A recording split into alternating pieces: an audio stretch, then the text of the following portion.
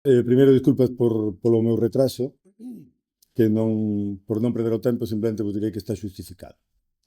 E debedes de creerme, podedes creer. Sí, Bueno, primeiro, moitas gracias polo convite e, en fin, cumprimentos dos meus compañeiros e compañeras de mesa, a Enrique, a Luz e ao Agropolitano, ¿no? A Jaime, en fin, con quen tuve ocasión xa de partir e aprender moitas veces e que me alegro moito de que, en fin, de que estén os tres aquí, pero de que este el tamén, que con el non contaba en principio cando me falaron desto.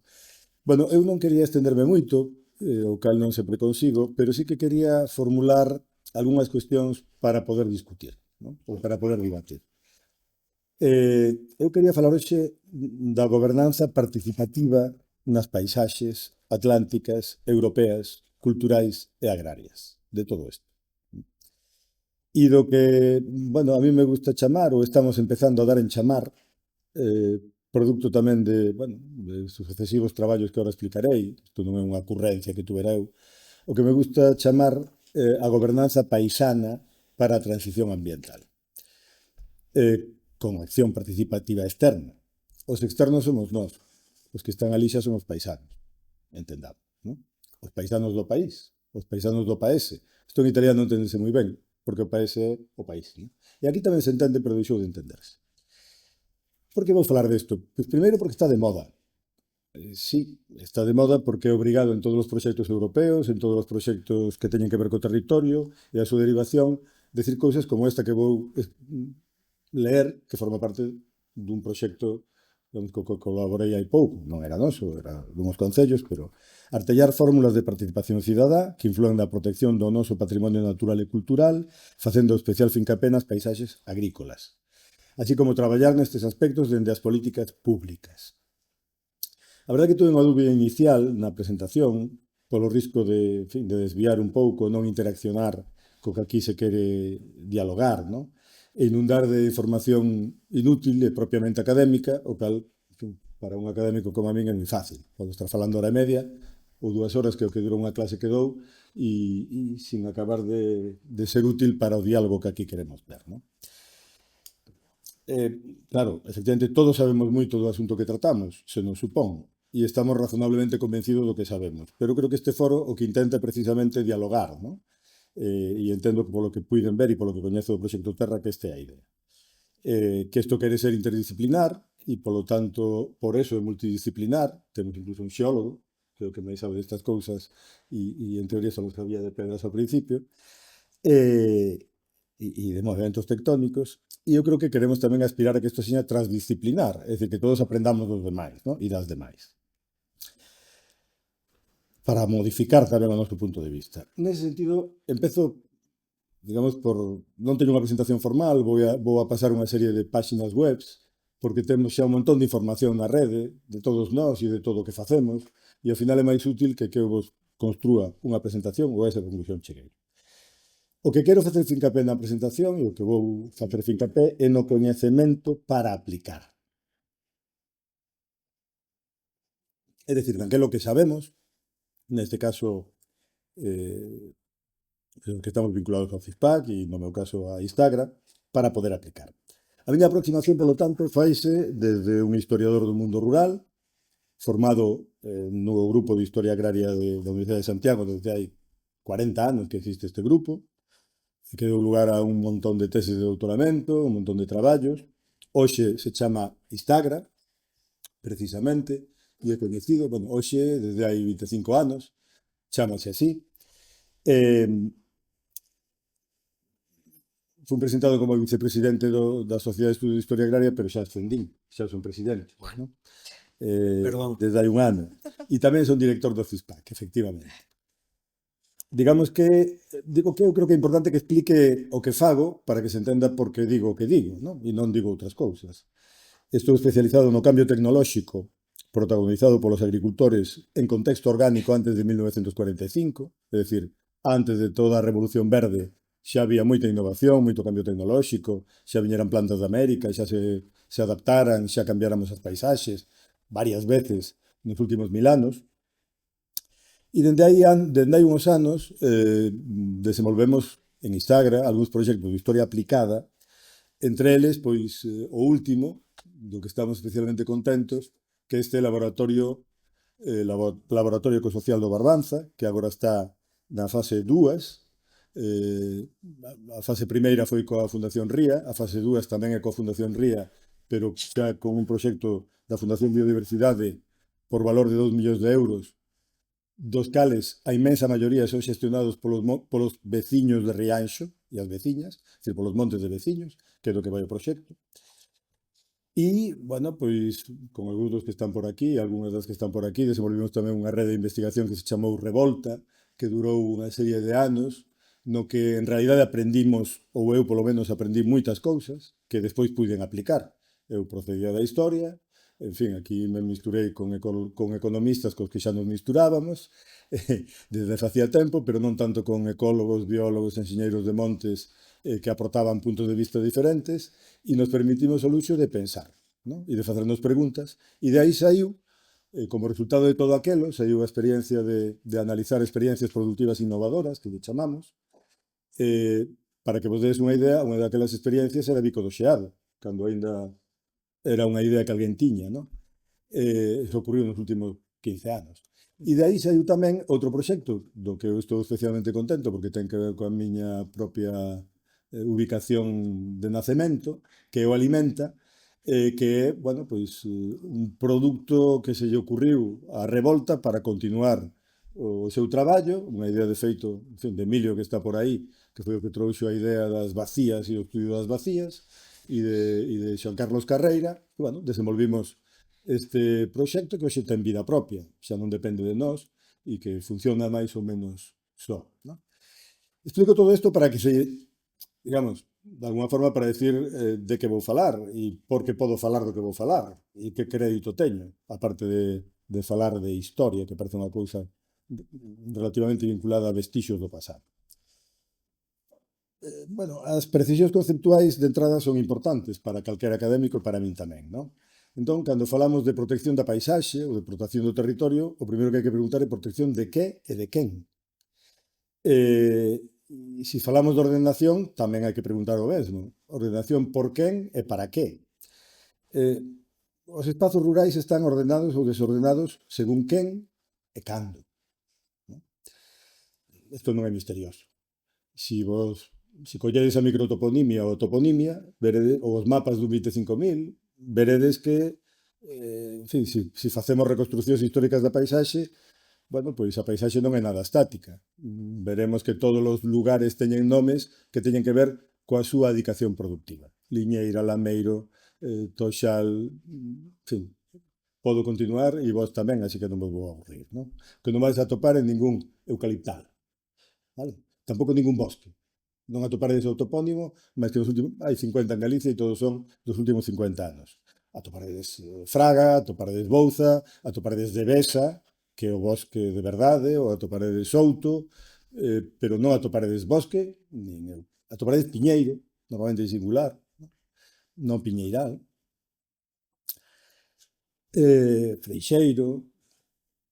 Quero dicir que eso nos fala dun mundo que está ordenado. Aquelo está ali, é dicir, estou falando de topónimos que teñen 300 anos, ¿no? E que incluso as liñeiras deixaron de ser liñeiras e se lle sigue chamando liñeira porque tuvo ese uso durante moito tempo. Pero non foi un tempo parado.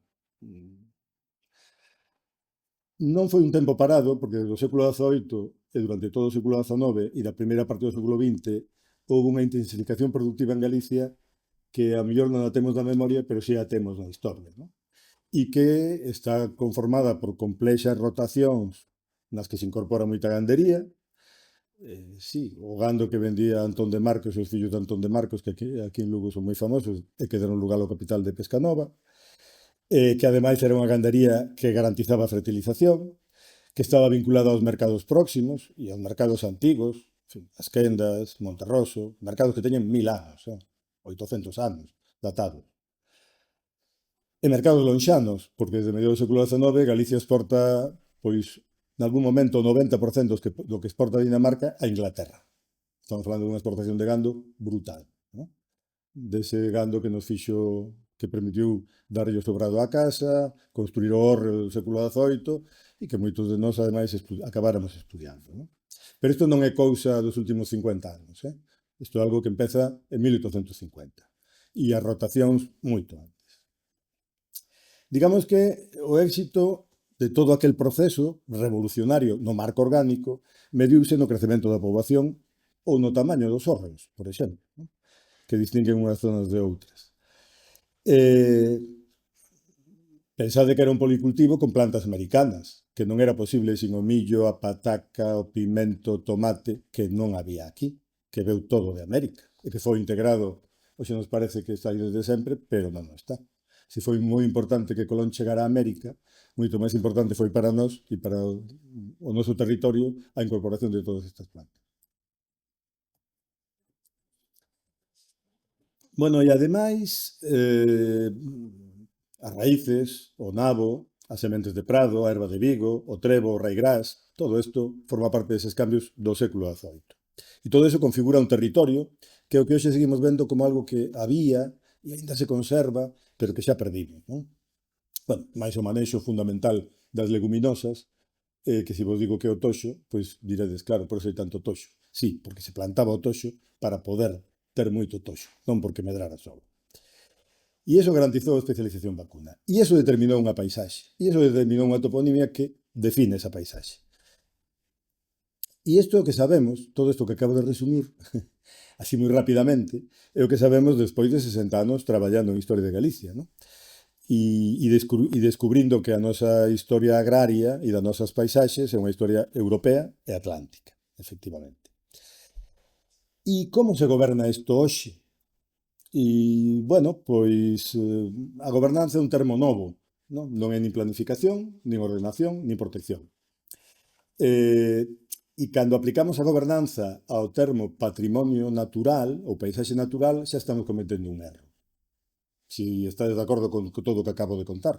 Porque que en Europa, e desde logo en Europa occidental, non hai paisaxes naturais. Só hai natureza transformada desde os últimos 1000 anos ou desde antes. Xa non nos metemos con Roma e os castrexos, e os 3800 castros que hai en Galicia, pero polo menos nos últimos 1000 anos non hai paisaxe natural. Hai paisaxe traballada, por homes e por mulleres, labrada, cultivada, de arriba a baixo. Desde os cumes hasta baixo.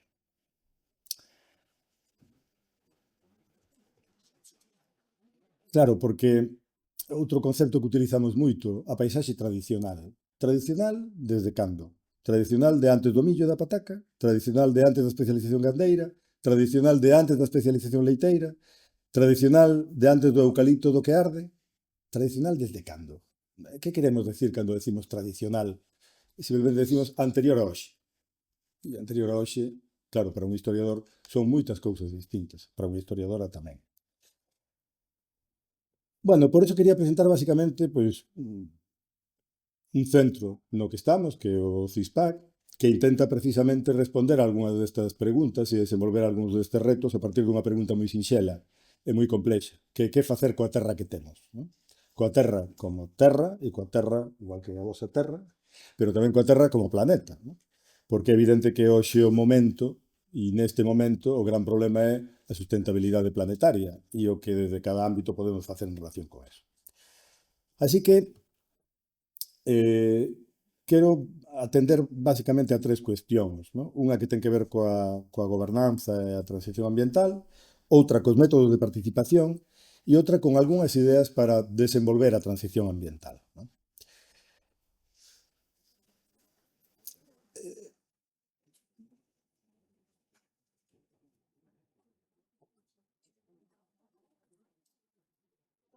O manexo orgánico perdón, o manexo do territorio non é algo que teñamos, a pesar do moito que nos empeñamos en facer, pois todos os científicos sociais, todas as administracións, non é algo necesariamente que tuviéramos que desenvolver.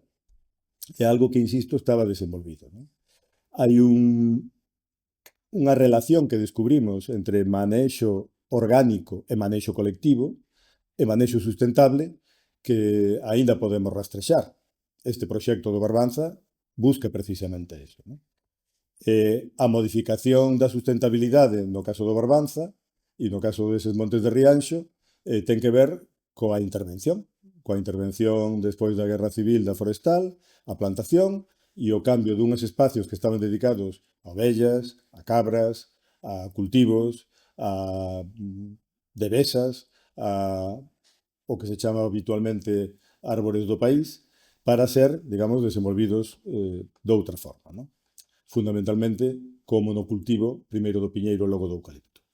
O que ocurre no caso do Barbanza é que eles chegan á conclusión de que, cando digo eles, estou falando dos montes de veciños, e os montes de veciños ocupan, porque non temos claro, máis de un tercio do territorio de Galicia. Significa moito espacio. Solo eles poden gobernalos e solo eles poden ordenalos, a non ser que faga a forestal. Forestal que, por certo, a partir de un determinado momento pasouse a chamar, recordades como, non? ICONA, Instituto de Conservación da Natureza, de todo aquilo que foran plantando obrigatoriamente e usando ademais a Guardia Civil nos 25, 30 anos anteriores. Aquilo xa era natureza, pero non é, non para os paisanos e non para os historiadores. Non? Digamos que o que descubrimos e o que estamos traballando, por exemplo, no caso do laboratorio é, bueno, as lóxicas de manexo paisano. É dicir, como eles manexaban o territorio, como eles siguen sabendo que poden manexar o territorio e son eles os que se encargan de definir como queren manexalo. Nós o único que facemos é traballar con eles sobre si a proposta que fan, non só os historiadores, non? É un equipo amplo, onde hai tamén enxeñeiros, edafólogas, en fin, pero digamos que o importante non é quen traballa, sino en que perspectiva. E aquí a perspectiva é que sexan eles os que toman as decisións, non? Igual que vos decía antes no caso de o Alimenta. Digamos que o que defendemos e estamos intentando poñer en práctica e ten algo que ver, ou ten que ver fundamentalmente con o noso coñecemento do pasado, son os manexos colectivos da aldea, non? A cuestión é, e faredes má pregunta seguro, é, claro, pero se na aldea non hai ninguén, e eu vos digo, e se hai alguén? Esa é a cuestión. Hai que traballar con aquelas aldeas nas que sí que hai alguén, e nas que hai xente, por eso traballamos no Barbanza, e non pois, en zonas do interior, aínda que tamén traballamos en zonas do interior. Non?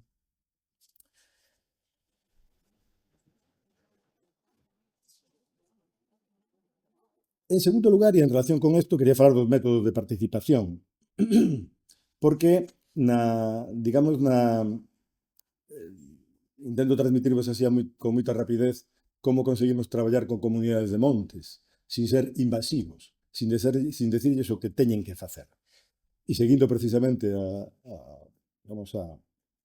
experiencia do Barbanza, nós empezamos a traballar con eles sobre esta idea, sobre a idea de que eles sabían no pasado manexar o territorio, definimos experiencias semente que poder financiar a partir dunha proposta que eles podían facer.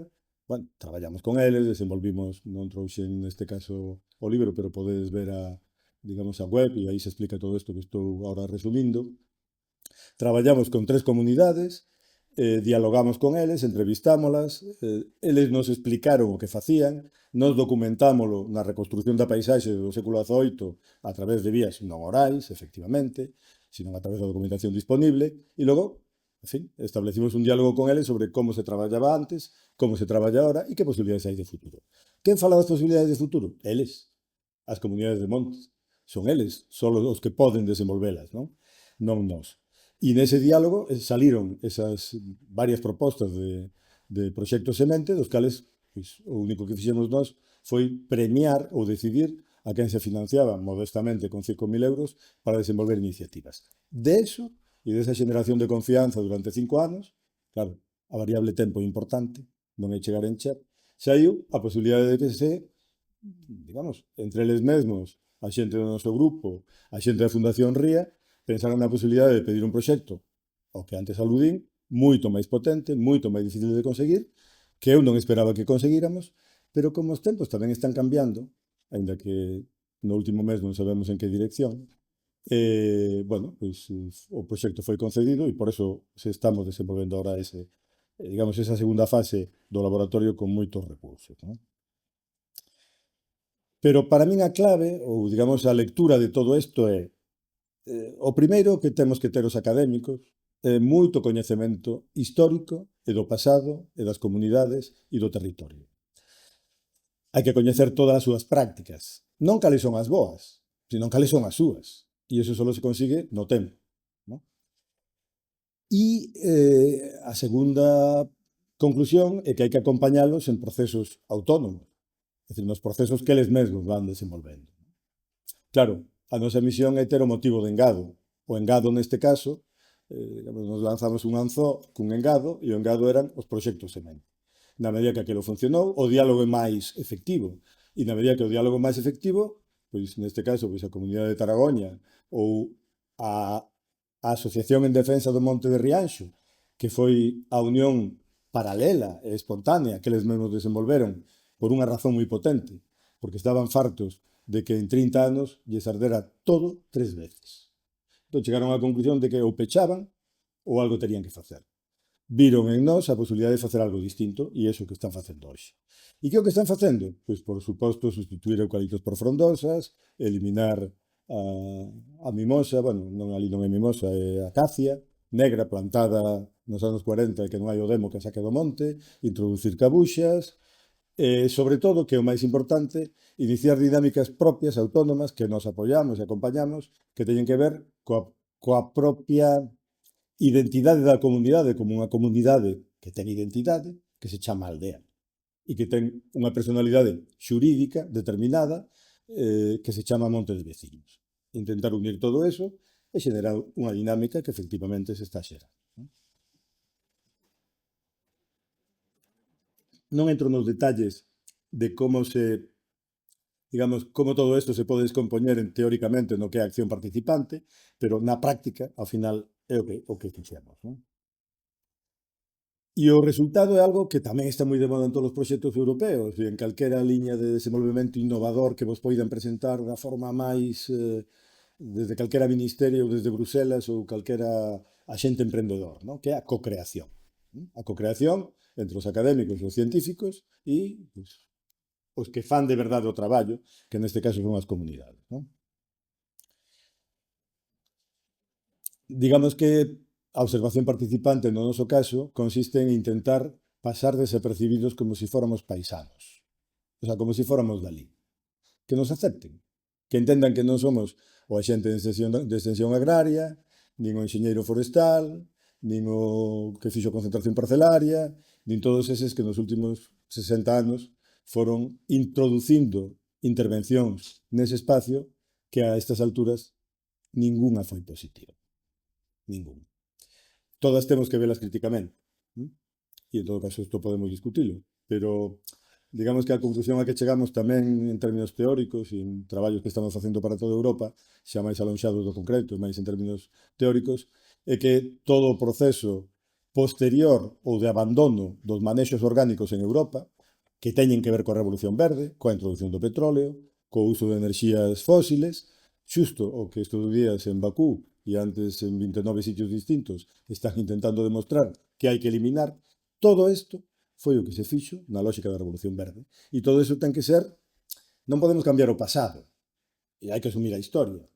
En fin, os historiadores, eso é o que explicamos, pero sí que podemos cambiar o futuro. E podemos aprender do pasado que, pois, cales eran eses manexos orgánicos. Non podemos repetilos, porque as aldeas non teñen a mesma xente que tiñan, pero tamén temos moita tecnoloxía que antes non tiñan. ¿No? Temos quads, temos drones, en fin, despois xa decía Calín hai moito tempo cando falábamos en Revolta. ¿No? Decir, hai elementos, temos inteligencia artificial, é decir, a cuestión é como utilizamos a tecnoloxía e en que dirección, e que tipo de tecnoloxía, e en que medida invasiva, destructiva ou contaminante ou non. E xa para acabar, e non sei xa se deixalo aquí,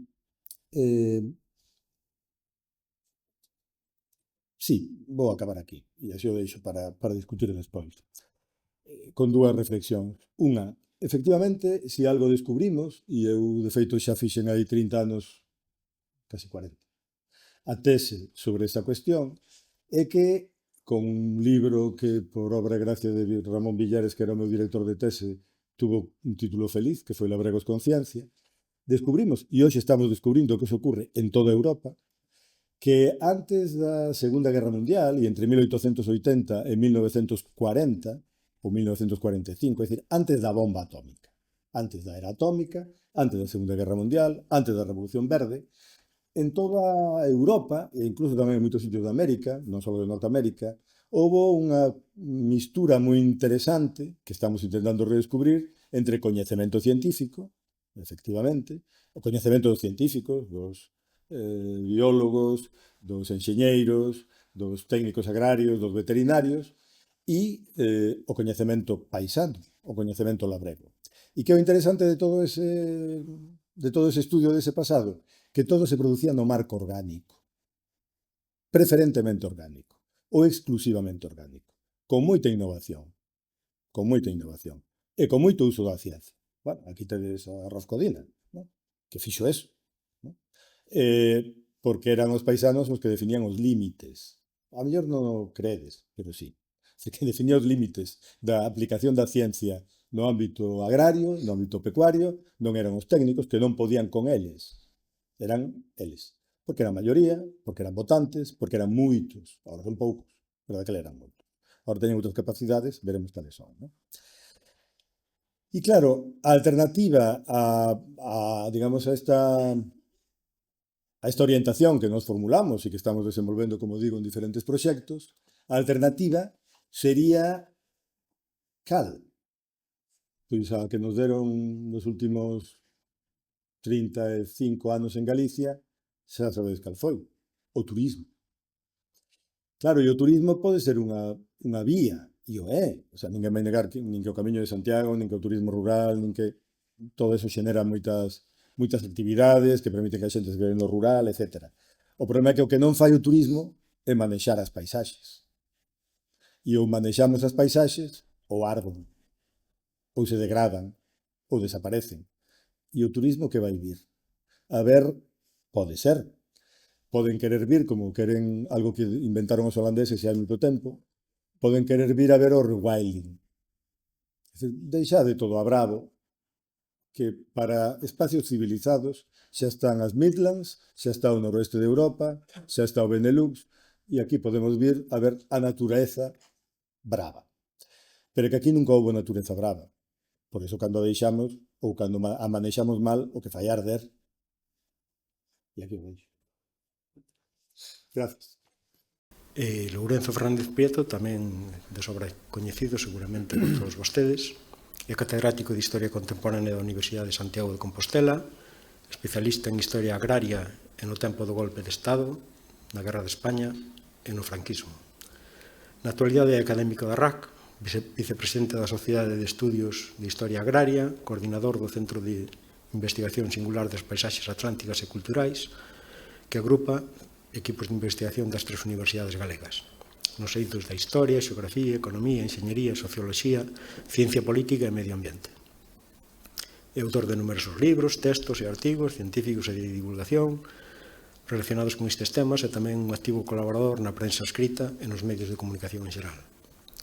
As súas achegas á historia agraria dende entón caracterízanse sempre por unha perspectiva innovadora que aplica no estudio das sociedades rurais e do cambio tecnolóxico agrario, e que se ocupa das relacións entre agricultura e ciencia agronómica e de forma complementaria da análise da historia do mundo agrario e da sociedade rural cun enfoque ambientalista.